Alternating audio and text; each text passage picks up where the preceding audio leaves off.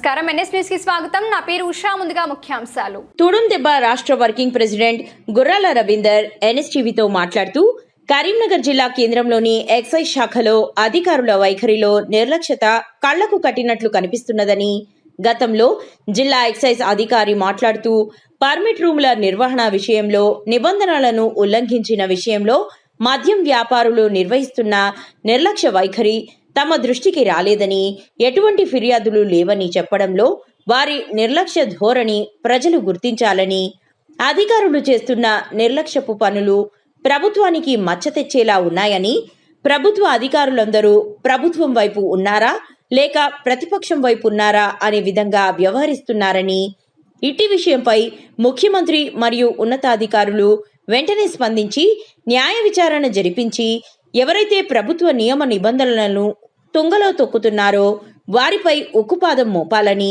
ప్రభుత్వ నియమ నిబంధనల ప్రకారమే పర్మిట్ రూమ్ల నిర్వహణ కొనసాగేలా చర్యలు తీసుకోవాలని డిమాండ్ చేశారు.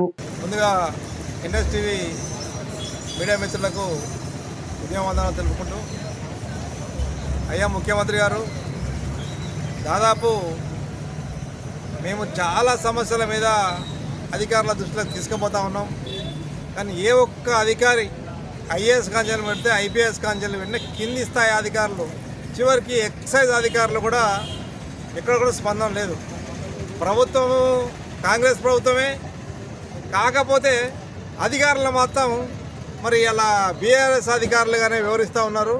ఎక్కడ కూడా ఏ ఒక్క తప్పిదం మీద చర్యలు తీసుకుంటలేరు, మరి ఎక్కడ కూడా ప్రజల పక్షాన్ని నిల్చుంటలేరు. మరి వాటి మీద మీరు ఖచ్చితంగా దృష్టి పెట్టాల్సిన అవసరం ఉంది. అదేవిధంగా కరీంనగర్ లోపల ఇవాళ పర్మిట్ రూమ్లకు సంబంధించి విచ్చలవిడిగా ఇలా మైనర్ పిల్లలతోని పర్మిట్ రూమ్లల్లో పని చేయించుకుంటూ విచ్చలవిడిగా మద్యాన్ని మత్తులో ముంచే ప్రయత్నం లోపల ఇవాళ చాలా పర్మిట్ హౌజులు అని చెప్పి జిల్లా వ్యాప్తంగా దాదాపు జిల్లా పక్కకు పెట్టిన కరీంనగర్ లోపల దాదాపు కరీంనగర్ లోపల ఒక 25-30 దాకా పర్మిట్ రూములు ఉన్నాయి. మరి ఆ పర్మిట్ రూములు కూడా ఏ ఒక్కటి కూడా నియమ నిబంధనలు వాటిని అసలే ఆచరిస్తారు. నియమ నిబంధనలకు వ్యతిరేకంగా ఆ పక్కకు పెట్టి వాళ్ళు అది ఒక రెస్టారెంట్ లాగా నడిపించుకుంటూ దాంతో సొమ్ము చేసుకుంటా ఇలా యువతను మధ్యమత్రం నింపి అసలు ఎటు కాకుండా వాడు ఏ వ్యవస్థకు పనిచేయకుండా వాడిని తయారు చేసే ప్రయత్నం లోపల ఇవాళ కరీంనగర్ మద్యం వ్యవస్థ జరుగుతూ ఉంది. దాని మీద కరీంనగర్ ఎక్సైజ్ అధికారులకి చాలాసార్లు మేము ఫిర్యాదు చేసినాము.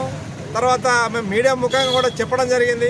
మరి వారు వాటి మీద ఎక్కడ కూడా స్పందన లేకుండా మరి అధికారులు ఏమంటారు అంటే ఈ విషయం మా దృష్టికి రాలేదు. కొద్దిగా టీవీలలో ఇలా పేపర్లలో ఓడే కూస్తూ ఉంటే మళ్ళీ ఎక్సైజ్ అధికారి దాన్ని ఇప్పటి వరకు కూడా నా నోటీస్కి రాలేదు, నా దృష్టికి రాలేదు అనడం అనేది మరి ఏ రకమైన పరిపాలన అనేది మీరు ఆలోచించాల్సిన అవసరం ఉంది. కనుక వెంటనే ఎవరైతే ఎక్సైజ్ శాఖ మంత్రివర్యులు ఉన్నారో మరి వారితో కోఆర్డినేషన్ చేస్తారో, ఇవాళ ఈ మద్యం మత్తులో దించే యువతను కాపాడుతారో ఇవాళ మీరు చేస్తూ ఉన్నారు. గంజాయి జరుగుతూ ఉంది, వాటి మీద రైడింగ్ చేయాలి ఖచ్చితంగా అని చెప్పి పోలీసు అధికారులు విశాఖిస్తూ ఉన్నారు. మరి అదేవిధంగా ఇక్కడ కరీంనగర్లో జరిగే మద్యము మత్తులో ముంచే వ్యవస్థల మీద ఎందుకు చర్యలు తీసుకుంటలేరని చెప్పి మేము అధికారులను ప్రశ్నిస్తూ ఉన్నాం. అదే దృష్టిలో పెట్టుకొని వెంటనే ఏదైతున్నదో ఎవరైతే ఈ అక్రమ మద్యం ఆ సిట్టింగ్లో వ్యవహరిస్తున్నారో వాటిని సీజ్ చేయాలి, వాళ్ళ మీద కేసు చేయాలి. ఇలా పూర్తిగా ఎవరైతే ఎక్సైజ్ అధికారులు నిర్లక్ష్యంగా వ్యవహరిస్తున్నారు కాబట్టి అనేది చర్యలు తీసుకోవాలని చెప్పి మేము ఇలా గౌరవ ముఖ్యమంత్రి గారిని మేము కోరుతా ఉన్నాం. అదేవిధంగా ప్రతి జిల్లా లోపల తెలంగాణ వ్యాప్తంగా ప్రతి జిల్లా లోపల కూడా అధికారులు ఎక్కడ కూడా పనిచేస్తలేరు. అధికారుల వ్యవహార తీరు మంచిగా లేదు. దాంతో ప్రజలు ఇబ్బంది పడుతూ ఉన్నారు.